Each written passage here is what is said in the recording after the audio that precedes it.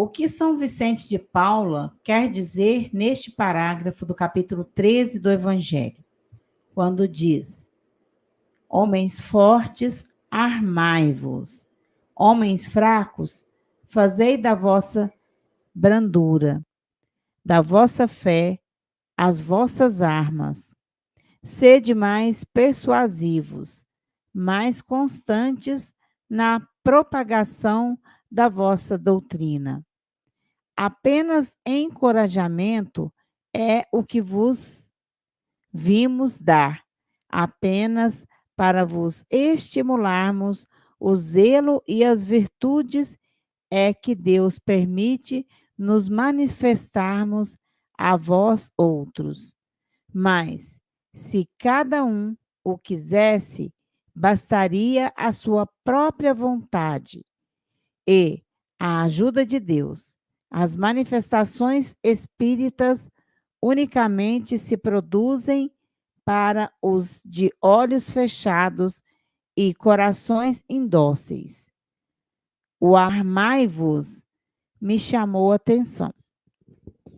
É com você, Jorge. Armas não significam instrumentos de matar, mas tudo aquilo que eu me aparelho, tudo aquilo que eu utilizo como instrumentação para a minha ação, são as minhas armas. A gente encontra em uma poesia de Castro Alves, chamada Apelo à Mocidade Espírita Cristã, uma estrofe que diz assim: soldados do Cristo Augusto, tercemos armas da crença, detendo por recompensa o dom divino de amar. O Salvador brando e justo escolhe a senha servir e manda a vida marchar. Sigamos vanguarda fora, de coração descoberto, contemplando de mais perto a fonte da eterna luz, seguindo o sublime exemplo do Mestre Sábio da Cruz. Então aí ele fala sobre as armas da crença. Tercemos armas da crença. Então, nós estamos com as armas da crença, que são os instrumentos dos quais a gente se vale. Então, os homens fortes da mensagem são os líderes, as lideranças, aqueles que têm a capacidade de comandar as massas, os que lideram os grupos, os que conseguem influenciar as pessoas de maneira mais coletiva.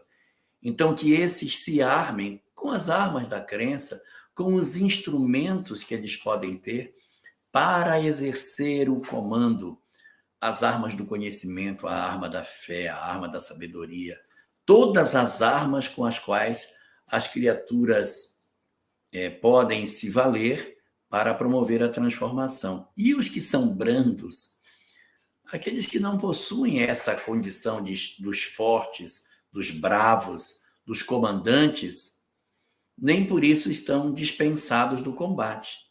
Que usem as armas da brandura, da serenidade, da compaixão, para exercer o trabalho de socorro das criaturas. Então, aqui está uma convocação para as criaturas que são dotadas de um espírito de comando, para que usem as armas de comando para exercer o trabalho de socorro às criaturas.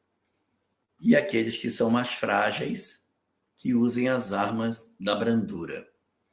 Mas, evidentemente, nós nunca poderemos imaginar que aqui se está falando de arma de fogo, de arma de matar, de armas nesse sentido, porque a gente vai encontrar no último parágrafo da conclusão de O Livro dos Espíritos a frase de Santo Agostinho que diz: os bons espíritos jamais foram instigadores do mal, jamais incentivaram o assassínio ou a violência, jamais estimularam o ódio entre os partidos. De onde se tem a percepção de que, na verdade, a violência não está aí. E só aproveitando, colocar uma segunda coisa que às vezes é muito comum as pessoas falarem, né? O Senhor de Israel é conhecido como Adonai Tsebaot, o Senhor dos Exércitos.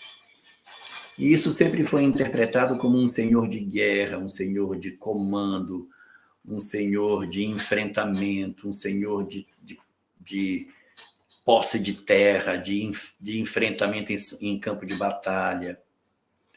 Mas se você pegar o livro do Gênesis, no primeiro versículo do 2º capítulo, você vai ver uma coisa bem interessante lá. O capítulo 1 é o capítulo em que Deus cria todos os seres, até o homem.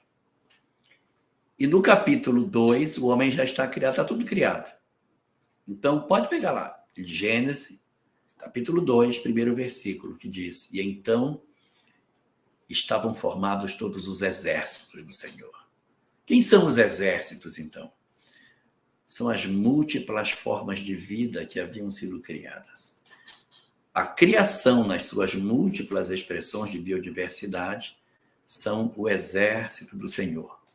Quando eu digo Adonai Tsebaot, Senhor dos exércitos, é o Senhor de toda a criação. Não é arma.